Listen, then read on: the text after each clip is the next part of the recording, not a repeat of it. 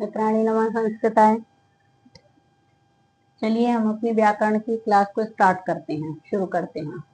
तो जैसा कि हमने देखा पिछले वीडियोज में हमने क्या पढ़ा था, हम अपना यानी कि जो 9वीं क्लास है उसका पाठ्यक्रम पढ़ रहे हैं। अब क्या पढ़ रहे हैं हम? हिंदी व्याकरण। तो हिंदी व्याकरण में हम क्या पढ़ चुके हैं? रस। क्या पढ़ चुके हैं? रस। तो रस की हमने पूरी रस का परिचय बता दिया। और 9th क्लास के सिलेबस में केवल 2 ही रस हैं। कौन कौन से? श्रृंगार रस और वीर रस। तो श्रृंगार रस और वीर रस का लक्षण और उदाहरण हमने आपको बता दिया, यानी कि लक्षण जो उसकी परिभाषा होती है उसी को हम लक्षण कहते हैं। उसकी परिभाषा और उदाहरण वो हम सब बता चुके हैं। अब हम अपने आगे चलते हैं। किस पे? जैसा कि आपको दिखाई दे रहा क्या है? छंद। आज हम देखते हैं छंद।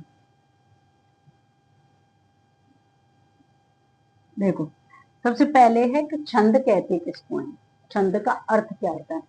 तो जो छंद है वो क्या है? छंद का अर्थ यानी कि अक्षरों की संख्या, यानी कि कितने अक्षर हैं, फिर उनका क्रम, मात्रा, मात्राओं की गणना, और यति और गति, यानी कि यति और गति। यति होता है जो हम कॉमा लगाते हैं उसको, गति यानी कि किस तरह से हमें उसको पढ़ना है। तो ये सब जानने के लिए हमें क्या है? संबंधित विशिष्ट नियमों से नियोजित पद, यानी कि ये विशिष्ट प्रकार के जो नियम हैं इनको जिसमें यानी कि लयबद्ध करते हैं या इनको उसमें समायोजित जो करते हैं उसी को हम क्या कहते हैं? छंद। और वैसे छंद को वेदों का क्या कहा गया है? छंदः पादौ तु वेदस्य। छंद क्या है? पैरों, वेद का पैर। पैर का मतलब है कि उनको आगे कैसे बढ़ना है वेदों को, कि जैसे एक श्लोक होता है, एक मंत्र होता है। तो जैसे सबसे पहले हमारा अनुष्टुप छंद होता है। तो अनुष्टुप छंद में यानी कि सप्तम गुरु गेयम सर्वत्र लघु पंचम, ऐसे करके 8-8 मात्राओं पर वो क्या होता है? यति होती है उसमें। तो वहां पर गुरु लघु वो सब होते हैं। तो ऐसे ही जो छंद है वो क्या है? हिंदी शास्त्र में भी छंद है, यानी कि छंद के बिना हम कोई भी जो अपना दोहा है, सोरठा, ये सब नहीं लिख सकते। उनको पहचान नहीं सकेंगे, उनकी गणना नहीं कर सकेंगे। फिर तो हम ऐसे ही जैसे अपना पाठ पढ़ते हैं, कहानी पढ़ते हैं, ऐसे पढ़ते जाएंगे। तो काव्य में यानी कि नियम से पढ़ना चाहिए। गति यानी कि दोहे, जैसे दोहा होता है तो दोहा का 11-13 पर, और 13 यानी कि दोहे में 13-11 पर, और जो सोरठा होता है उसमें 11-13 पर यति होती है। तो वही जानने के लिए हमें छंद की आवश्यकता होती है। तो यानी कि छंद का हिंदी में क्या अर्थ हुआ? अक्षर, अक्षरों की संख्या, मात्रा कहाँ लगानी है, मात्राओं की गणना, यति और गति, इन सब का जो हम ज्ञान करते हैं, इन सब का जो ज्ञान करने के लिए विशिष्ट रूप से समायोजन किया जाता है, उसी को हम क्या कहते हैं? छंद। ठीक है।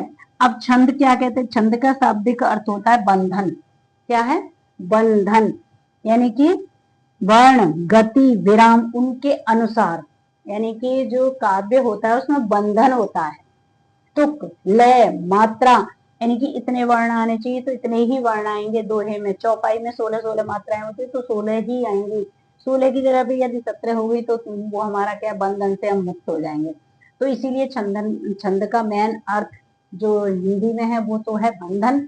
और लेकिन वैसे छंद को क्या कहते हैं? पाठ, वेद का।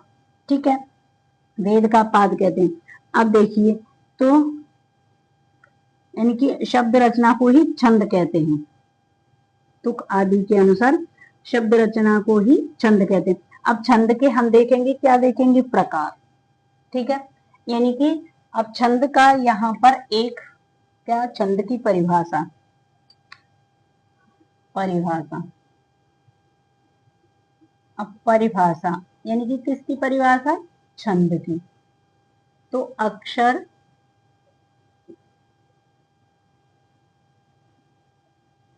अथवा अक्षरों की संख्या, अक्षरों की संख्या। ठीक है, संख्या। फिर मात्रा, मात्राओं की संख्या, यति, गति, तुक आदि। तुक आदि का, तुक आदि का, आदि विशिष्ट, विशिष्ट नियमों,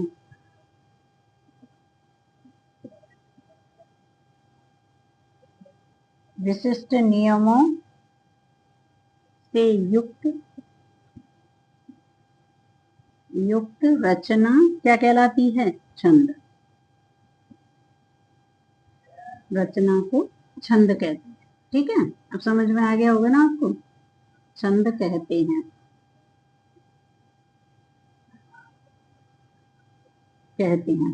ठीक है, अब देखिए यहाँ पर ये तो हो गई आपकी, क्या हो गई है, उसकी परिभाषा। अब यहाँ पे आया आपको छंदों के प्रकार। छंद अनेक प्रकार के होते हैं, लेकिन यानी कि छंदों के कई प्रकार होते हैं, लेकिन मुख्य रूप से जो है दो प्रकार के होते हैं। कौन से? यानी कि मात्रिक छंद और वर्णिक छंद। यानी कि छंद कितने प्रकार हो गए उनके? दो। कौन कौन से? वर्णिक यानी कि मात्रिक, मात्रिक और ये वार्णिक। ठीक है, मात्रिक और वर्णिक आया समझ में? अब देखिए मात्राओं के अनुसार क्या है, मात्राओं के अनुसार जब हम गिनती करते हैं तो मात्रिक छंद कौन कौन से हो गए? दो छंद, मात्रिक छंद, मात्रिक, और ये वर्णिक, वर्णिक छंद। ठीक है, अब देखिए इसमें क्या होता है, जो इसमें मात्राएं यानी कि आ की मात्रा, ई की मात्रा, बड़ी ई की मात्रा, छोटे ऊ की मात्रा, ये सब क्या है? आदि। ये सब किस में आएंगे? हमारे मात्रिक छंद में, इनकी मात्राओं का। और वर्ण यानी कि क ख ग, ये सब क ख ग घ, इन सब की गणना यानी कि इन सबको जब हम गिनते हैं तो होता है हमारा वर्ण, वर्णों के द्वारा आदि। आए समझ में? यानी कि मात्राओं के द्वारा गिनती करना वो तो हो जाएगा हमारा मात्रिक छंद, और वर्णों के द्वारा गिनती करना वो हो जाएगा वर्णिक छंद। तो छंद कितने? दो प्रकार के हो गए, आपको समझ में आ गया होगा। यानी कि छंदों के प्रकार कितने हुए? दो। छंद, छंद के प्रकार हो गए दो, मात्रिक छंद और वर्णिक छंद। मात्राओं के अनुसार गिनती जब हम करते हैं उनकी, यानी कि दोहे को, चौपाई को, उन सबको क्या है, ये क्या है? मात्रिक छंद है। दोहा भी मात्रिक छंद है, चौपाई भी मात्रिक छंद है, और सोरठा भी मात्रिक छंद है। और वर्णिक छंद में कौन कौन से आएंगे? देखिए यहाँ पे मात्रिक छंद में आपके दोहा, सोरठा, चौपाई, चौपाई, कुंडलियां,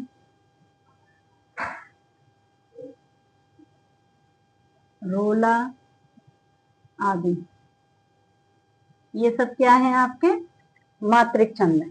अब वर्णिक छंद में यानी कि वर्णों की गिनती होती है। वर्णिक छंद ज्यादातर किसमें होते हैं? संस्कृत में। तो यहाँ पर देखिए मंदाक्रांता, मंदाक्रांता, अनुष्टुप। अनुष्टुप जो छंद है वो दोनों में आता है, अनुष्टुप छंद, अनुष्टुप। अनुष्टुप जो छंद है वो वेद में भी आता है और लौकिक में भी आता है। अनुष्टुप, इंद्रवज्र, इंद्रवज्र और उपेंद्र वज्र, इंद्रवज्र, उपेंद्र वज्र, उपेंद्र वज्र, उपजाति आदि, उपजाति। ठीक है, ये सब क्या है? ये हमारे वर्णिक छंद है। क्या है? ये हमारे वर्णिक छंद है। ये सभी हमारे क्या हैं? यानी कि ये हमारे वर्णिक छंद है। इनमें हम गिनती वर्णों के द्वारा करते हैं। किसमें करते हैं? वर्णों से इनकी गिनती करते हैं। तो ये वर्णिक छंद हुए, और ये हमारे कौन से हो गए? मात्रिक छंद। ठीक है, अब देखिए ये समझ में आ गए होंगे, यानी कि वर्णिक छंद और ये मात्रिक छंद। अब देखो यानी कि वर्णों की संख्या कैसे गिने और मात्राओं को कैसे हम याद करें। देखिए, ठीक है, देखो अब हम इसको रफ करके आगे चलते हैं अपना।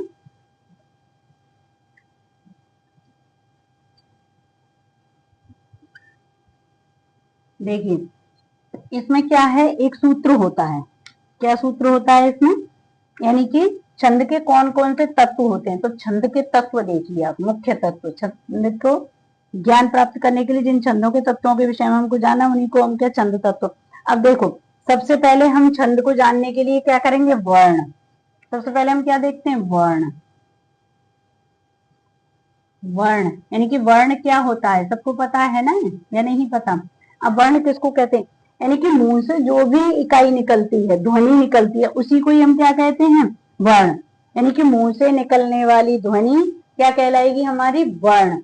मुख से निकलने वाली ध्वनि, मुख से निकलने वाली ध्वनि, ठीक है। तो मुंह से निकलने वाली ध्वनि यानी कि जैसे हम क बोल रहे हैं, खा बोल रहे हैं, अ बोल रहे हैं, चल बोल रहे हैं, पल बोल रहे हैं, इन सब में क्या है, हमारे मुंह से जो भी आवाज निकले उसी को क्या कहेंगे हम, वर्ण। च क्या है हमारा वर्ण है, ल क्या है हमारा वर्ण है, क क्या है हमारा वर्ण है, अ से लेकर ज्ञ तक जो भी हम वर्ण निकालेंगे वही क्या है, यानी कि जो भी हम ध्वनि बोलते हैं उसी को क्या कहेंगे हम, वर्ण। ठीक है, अब वर्ण आपको समझ में आ गया होगा। अब देखिए, यहाँ पर वर्ण फिर कितने प्रकार के हो गए, दो प्रकार के। वर्ण कितने हो गए, दो। वर्ण दो प्रकार के, दो प्रकार के होते हैं वर्ण। कौन से, यानी कि वर्ण दो प्रकार के होते हैं, कौन कौन से होते हैं पता है किसी को। यानी कि वर्ण होते हैं, नंबर एक, ह्रस्व। ह्रस्व यानी कि इसको क्या बोलते हैं हम, लघु।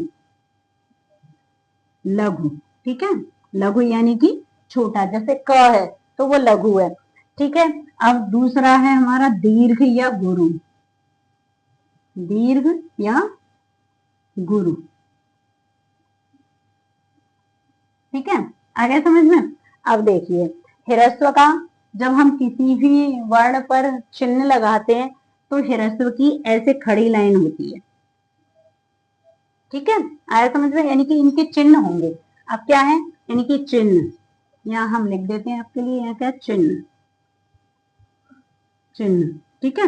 अब ह्रस्व का क्या चिन्ह होता है, आपको मतलब कैसे पता चलेगा कि ये ह्रस्व है कि ये लघु है, या ये दीर्घ है या ये गुरु है। अब देखिए, जैसे अब हमारा क है, क, तो क में अ की आवाज आपको आ रही होगी, क, तो ये क्या है, हमारा लघु, यानी कि इस पर कोई मात्रा नहीं है, तो इसलिए क्या हो गया, ये हमारा क। क, अब इसके ऊपर हम ऐसे एक खड़ी लाइन लगा देते हैं ऐसे, तो हमारा ये कौन सा वो हो गया, ह्रस्व। क्या हो गया ये हमारा, ह्रस्व।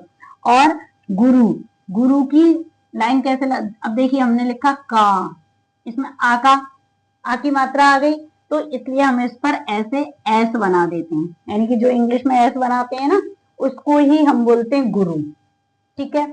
अब जब हम काउंटिंग करते हैं तो इसकी कितनी मात्रा होती है, एक मात्रा।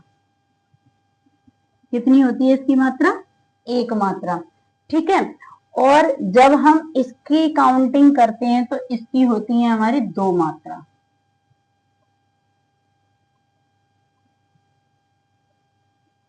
ठीक है।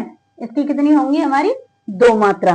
अब आपको समझ में आ गया होगा कि इसकी कितनी होगी, ह्रस्व की एक मात्रा, उसकी कितनी होगी, दो मात्रा, ठीक है, समझ में आ रहा होगा आपको।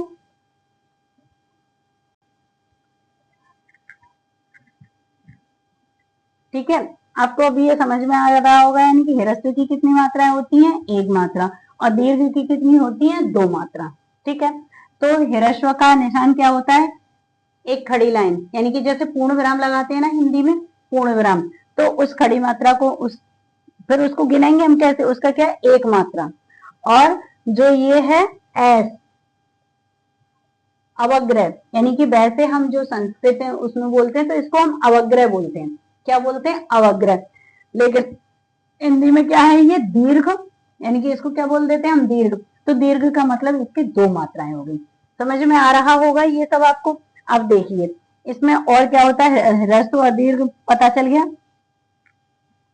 दो लघु वर्ण मिलकर के एक क्या बना देंगे, गुरु बना देंगे ना दो। जैसे अब देखिए हमने क क कमला, कमला लिख देते हैं। देखिए कमला, ठीक है। अब देखिए यहाँ पर कमला, अब इस पर हमें क्या लगाना है, मात्राएं लगानी है। तो देखिए यहाँ पर कोई वो नहीं है, तो यहाँ क्या आ गया, लघु। इस पे भी कुछ नहीं है, तो इसलिए यहाँ, और यहाँ क्या है, गुरु, दो मात्राएं। अब ये मात्राओं को हम गिनेंगे तो कितनी मात्राएं हो गई हमारी, देखिए 1 2 3 4, कितनी मात्राएं हो गई हमारी, 4 मात्राएं। और जैसे कहीं पर ऐसे देखिए आपका क्या आ गया, प्रश्न, ये प्रश्न आ गया, ठीक। अब देखिए प्रश्न आ गया, तो ये जो आधा वर्ण होता है ये अपने इसके संग चलेगा, तो यहां इसको हम कर देंगे ऐश, ठीक है। आ गया समझ में, यानी कि ये वाला श जो है इसके संग मिल जाएगा हमारा, और ये हमारा हो जाएगा लघु, ठीक। आगे समझ में, यानी कि जो हमारा आधा वर्ण होगा वो अपने से आगे वाले के साथ चलेगा, ना कि पीछे वाले के साथ। समझ में आ रहा होगा, यानी कि कोई भी जो आधा वर्ण है वो अपने से किससे पहले चलता है, यानी कि अपने से पहले वाले के संग।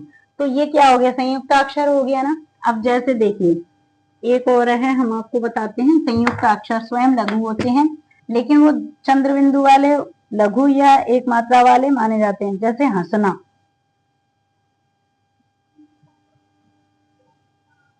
देखिए जैसे हंसना, क्या, हंसना, हंसना, हंसना, और क्या है, फसना, फसना। अब देखिए इसमें क्या है, लेकिन अब इसके ऊपर जो चंद्र बिंदी लग रही है उसका ये वो होगा, क्योंकि अपने से आगे वाले के साथ चलेगा ना, तो इसलिए आगे यहाँ पे कोई वर्ण नहीं है, इसलिए ये क्या रहेंगे, लघु लघु रहेंगे। चंद्र बिंदु जिन पर होती है वो लघु रहते हैं, लेकिन अगर मध्य में, यानी कि जैसे बीच में, जैसे ये आ रहा है चिन्ह, तो ये न हमारा च के साथ रहेगा, तो इसलिए जो च है वो क्या बन जाएगा, हमारा दीर्घ हो जाएगा। और ये यहाँ पर क्या रहेंगे, यानी कि ये सब क्या है, ये भी लघु रहेगा और ये हमारा गुरु रहेगा, ये लघु रहेगा, ये गुरु रहेगा। आगे समझ में, यानी कि अब समझ में आपके आ गया होगा अच्छी तरह से। और हलंत व्यंजन भी लघु माने जाते हैं, हलंत। देखिए अब ये क्या है, ये तो चंद्र बिंदु वाले वर्ण हो गए, यानी कि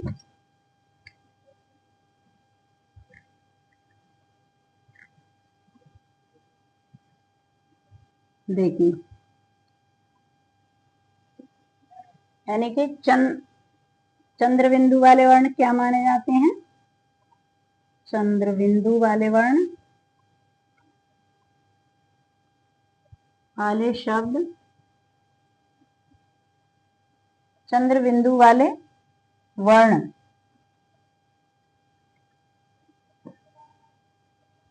सभी वर्ण क्या होंगे, लघु,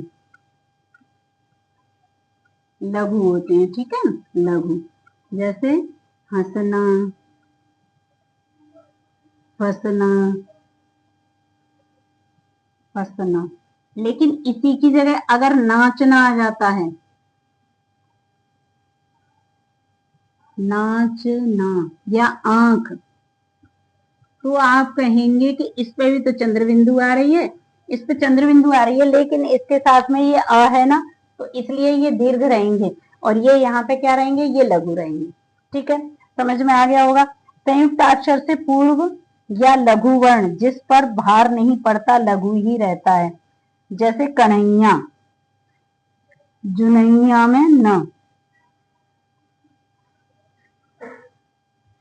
पूर्व का लघु वर्ण जिस पर भार नहीं पड़ता है वह क्या रहेगा, लघु ही रहता है। अब जैसे देखो, जैसे हमने कन्हैया लिखा, कन्हैया, ठीक है। अब देखो ये ना है, ये ना, इस पे तो कोई वो नहीं पड़ रहा ना वजन, लेकिन ये इसके साथ मिलेगा तो ये दीर्घ हो जाएगा। क न न क के साथ मिल जाएगा ना, तो ये दीर्घ हो जाएगा। लेकिन इसके ऊपर हम कोई चिन्ह नहीं लगाएंगे। फिर ये जो आधा वर्ण होता है, ये आधा ये अपने आगे वाले के साथ चलेगा, तो ऐसे दीर्घ दीर्घ ऐसे लगेंगे। ठीक है, समझ में आ गया होगा सभी को।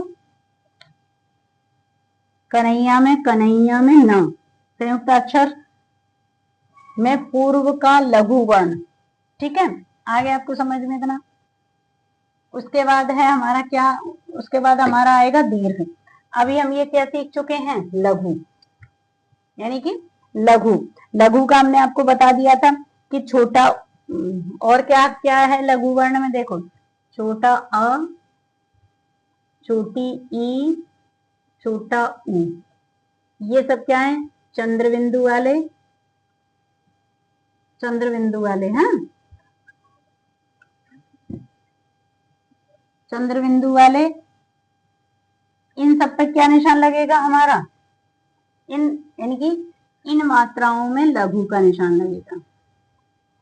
इन मात्राओं वाले शब्दों में, वाले शब्दों में लघु निशान लगेगा। क्या लगेगा, लघु। ठीक है, लघु लगेगा। ठीक है, आगे समझ में, यानी कि इस प्रकार के जिन पर ये मात्राएं होंगी, जैसे हमारा क है, की है छोटी, कू है, और अभी हमने बताया था हाँ है, इनमें सब में क्या लगेगा, लघु। ये सब क्या होंगे, लघु वर्ण। ठीक है, ये सब क्या होंगे हमारे, लघु वर्ण। तो ये हमने किसका सीखा, ह्रस्व वाले का। क्या है ये, ह्रस्व।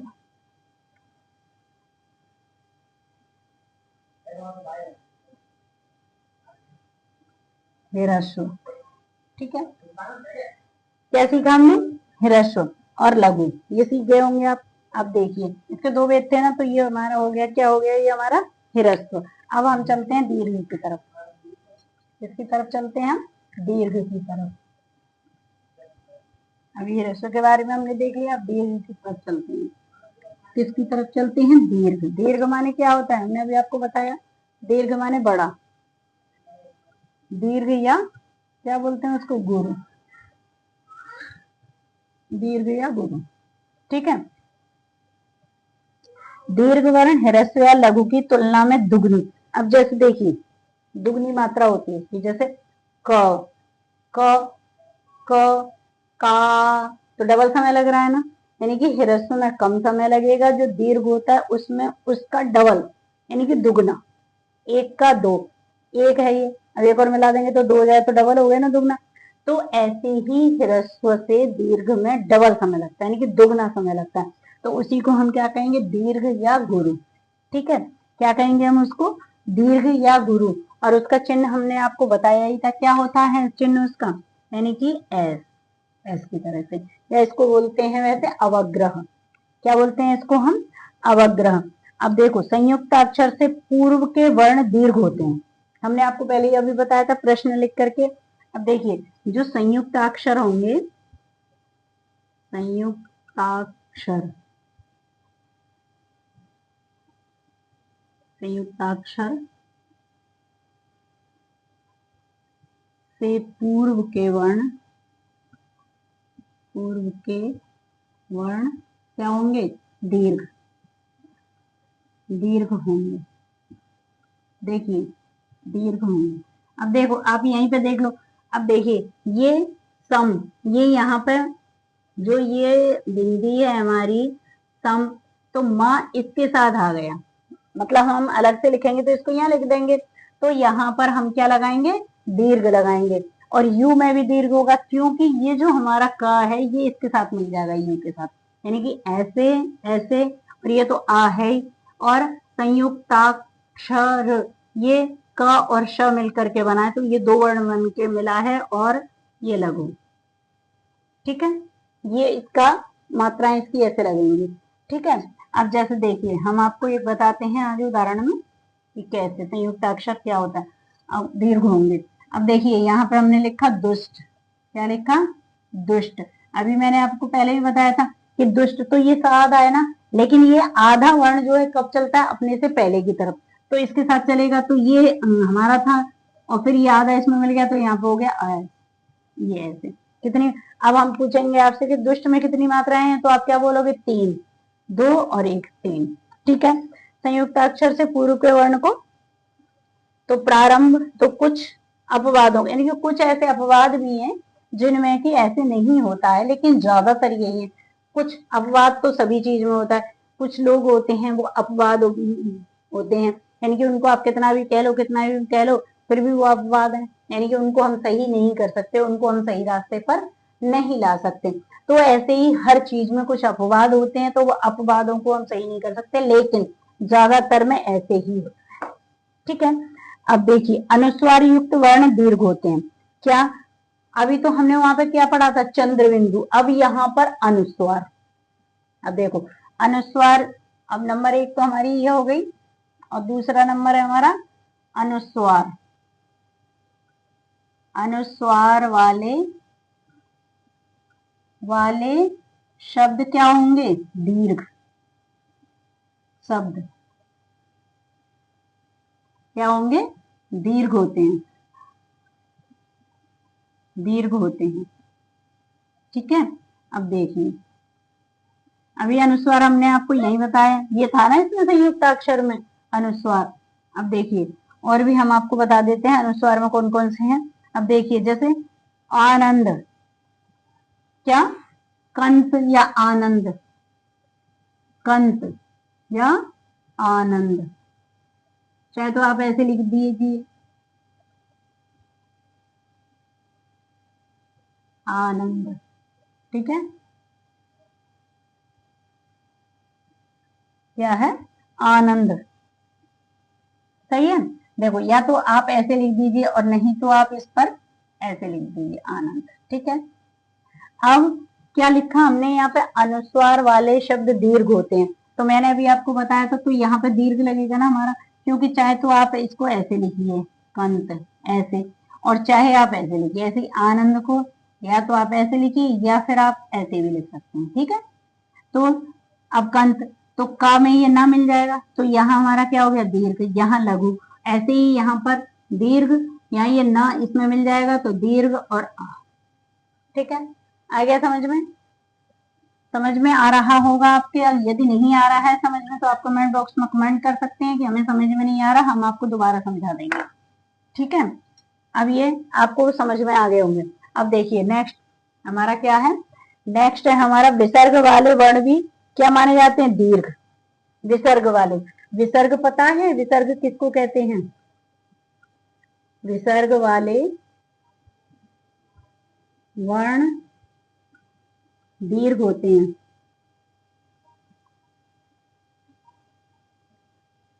दीर्घ होते हैं। और हलंत वाले लेकिन क्या होते हैं? लघु होते हैं। तो ये विसर्ग और हलंत ये किसमें होते हैं? संस्कृत में होते हैं। तो देखिए जैसे हमने लिखा स्वयं, क्या क्या लिखा हमने? स्वयं, स्वयं। तो देखिए ये, तो ये क्या है हमारा? हलंत। हलंत वाला वर्ण हमारा क्या माना जाएगा? यानी कि ये हमारा क्या है? ये लास्ट वाला, लास्ट की तो कोई काउंटिंग होगी नहीं, क्योंकि ये तो आधा वर्ण है, आधे की कोई मात्रा होती नहीं है। तो ये माँ के या के संग जाएगा, इधर माँ इसमें मिल जाएगा, तो यहाँ हो जाएगा ये हमारा। अब स्व यहाँ पे लघु रहेगा क्योंकि इसके आगे कोई दीर्घ नहीं है। आगे समझ में?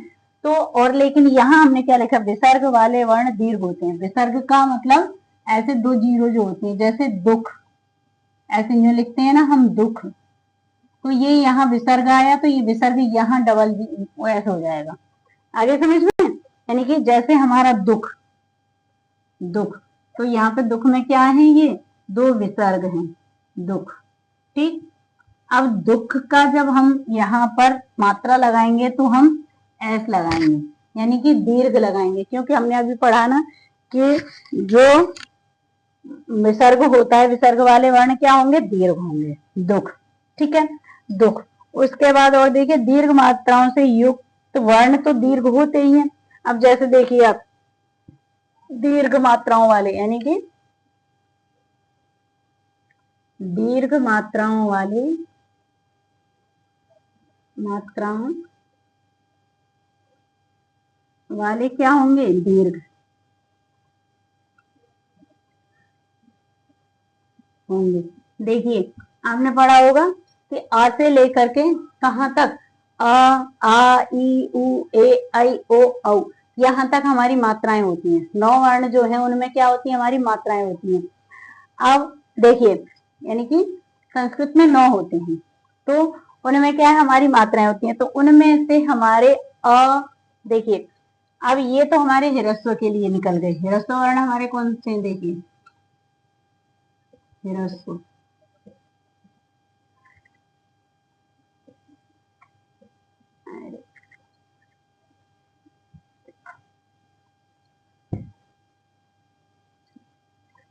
देखिए हिरस्व वर्ण में हमारे कौन कौन से हैं, हिरस्व। हिरस्व में कौन से, देखिए अ, ई, उ और री।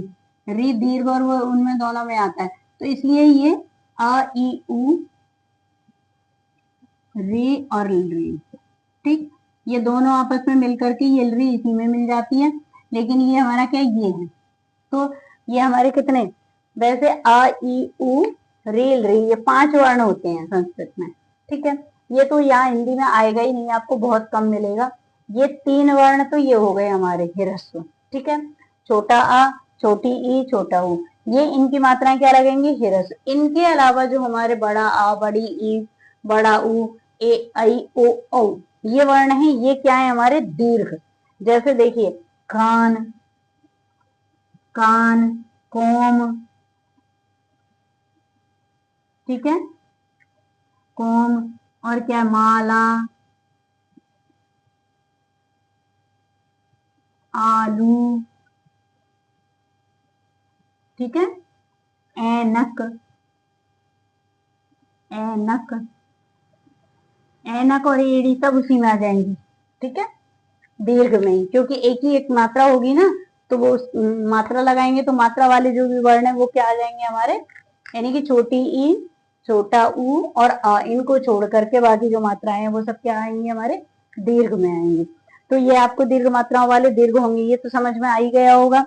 अब आगे चलिए हम चरण के अंत में, देखिए कभी कभी क्या होता है, जैसे हम दोहा पढ़ रहे हैं, चौपाई पढ़ रहे हैं, तो कभी कभी, यानी कि ज्यादातर नहीं, लेकिन कभी कभी क्या होता है कि हम जैसे अपना चरण पढ़ रहे हैं, दोहे में भी 4 चरण होंगे, सोरठा में भी 4 चरण होंगे, चौपाई में भी 4, तो हम अपनी जब कविताएं पढ़ते हैं तो लास्ट में कभी कभी क्या होता है, अंत में वो लय पूरी नहीं हो रही जो वर्ण है, तो उनको पूरा करने के लिए कहीं कहीं हम लघु कर देते हैं और कहीं कहीं हम उसी वर्ण को दीर्घ भी कर देते हैं।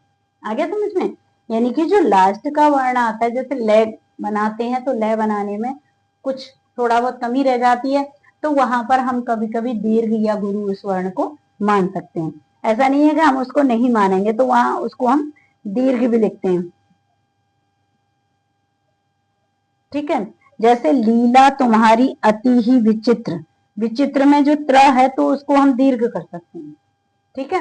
लीला तुम्हारी मतलब जो ये है ना त्र, ऐसे त्र, इसको हम क्या है, दीर्घ भी कर सकते हैं अगर हमको लास्ट में कुछ आवश्यकता पड़ रही है किसी भी, वैसे किसी भी वर्ण को भी हम लास्ट में अगर वो है अंत में, लेकिन बीच में नहीं करेंगे उसे, अंत में, पद के अंत में होना चाहिए, यानी कि पद के जो अंत में होगा उस वर्ण को ही हम दीर्घ और लघु कर सकते हैं। ये नहीं कि बीच में नहीं आप कर सकते हैं, लास्ट में ही कर सकते हैं। अब देखिए मात्रा, अब ह्रस्व दीर्घ हो गया, उसके बाद आएगी आपकी मात्रा, क्या आएगा, मात्रा। ह्रस्व दीर्घ हो गया, अब उसके बाद हम चलते हैं मात्रा पर, किस पे चलते हैं, मात्रा। अब मात्रा क्या होती है,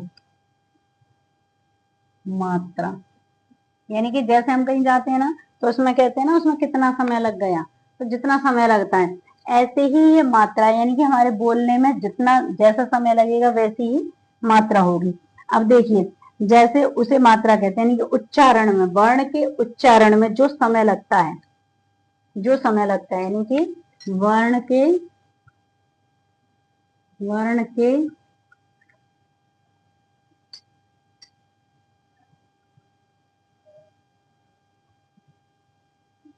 चल नहीं रहा था या फिर ढंग से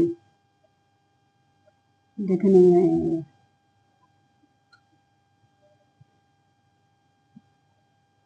ठीक है, देखिए वर्ण के उच्चारण के समय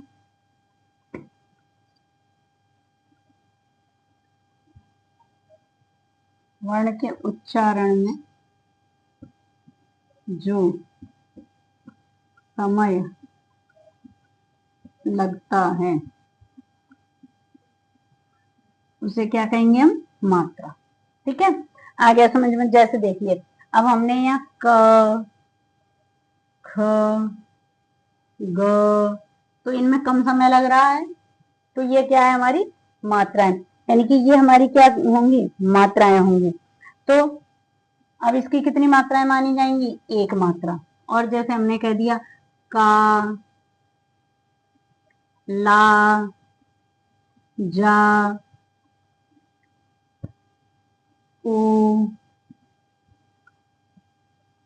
ए, ठीक है, इन सब में क्या देखिए का, ला, तो इसमें ज्यादा समय लग रहा है ना, तो जिसमें ज्यादा समय लगता है तो इसमें क्या होगा, ओ, यानी कि दो मात्राएं होंगी, और जिसमें कम समय लगेगा उसमें एक मात्रा होगी। ठीक है, यानी कि वर्ण के उच्चारण में जो समय लगेगा, जैसे हमें बोलने में समय लगेगा उसी के अनुसार हमारी मात्राएं हो जाती है। अगर ज्यादा समय लग रहा है तो दो मात्राएं हो जाएंगी, यानी कि जितने एक का दुगना होना चाहिए। जैसे क है तो का तो डबल हो गया ना, तो उसी को हम क्या कहेंगे, दीर्घ कहेंगे। यानी कि जितना बोलने में समय लगता है उसी को ही हम क्या कहेंगे, दो गुना समय लगता है। यानी कि ह्रस्व से दीर्घ बोलने में कितना समय लगता है, दो गुना।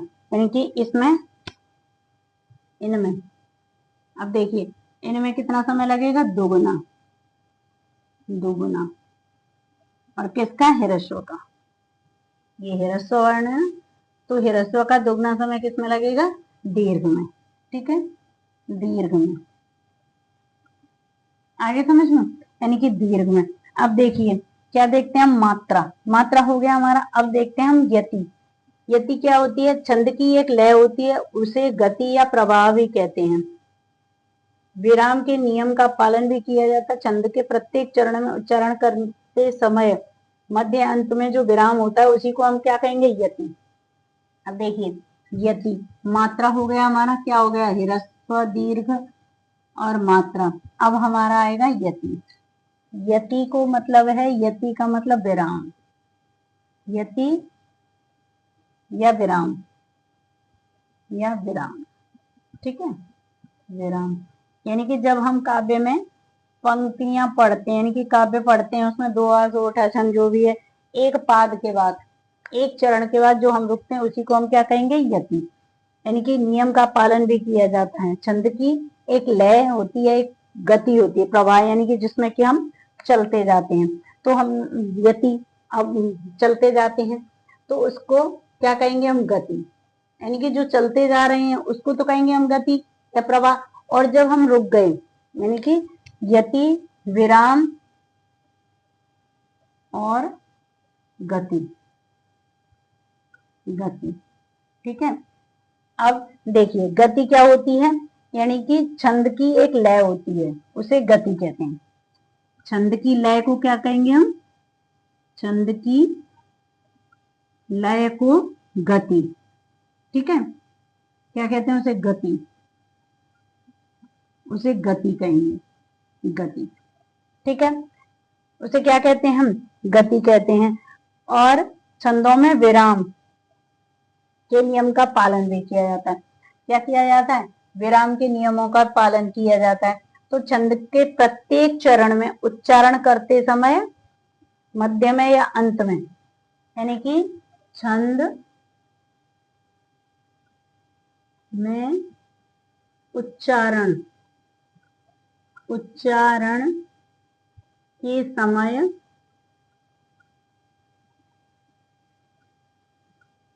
बीच में या अंत में, बीच में या अंत में?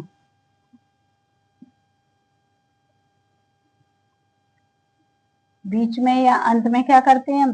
बीच में अंत में जो विराम होता है, जो विराम होता है उसी को हम क्या कहेंगे? यति। ठीक है, उच्चारण के समय बीच या अंत में विराम होता है, उसे हम यति कहते हैं। उसे क्या कहेंगे? यति, यति कहते हैं। ठीक है, कहते हैं। या आप समझ लीजिए इसको ऐसे कोमा भी कह देते हैं। ठीक है, ऐसे कोमा लगाते हैं ना, तो वही हमारा क्या हो गया? रुकने के लिए, यानी कि बीच में थोड़ा सांस लेते हैं और फिर उसी को हम कहेंगे यति। ठीक है, यति। अब देखिए, अब रह गया हमारा पाद या चरण। पाद या चरण।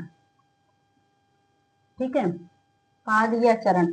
अब देखिए, छंद में प्राय 4 पंक्तियां होती हैं। ज्यादातर कितनी पंक्तियां होती हैं? 4 होती हैं। तो 4 पंक्तियां क्या हो गए? इस पंक्ति को ही हम, यानी कि 4 जो पंक्तियां, तो वो 4 चरण हो गए हमारे। यानी कि छंद में पंक्ति को ही हम क्या कहेंगे? चरण या पाद। छंद में पंक्ति को ही चरण या पाद कहते हैं। पंक्ति को ही चरण या पाद कहते हैं। चरण या पाद।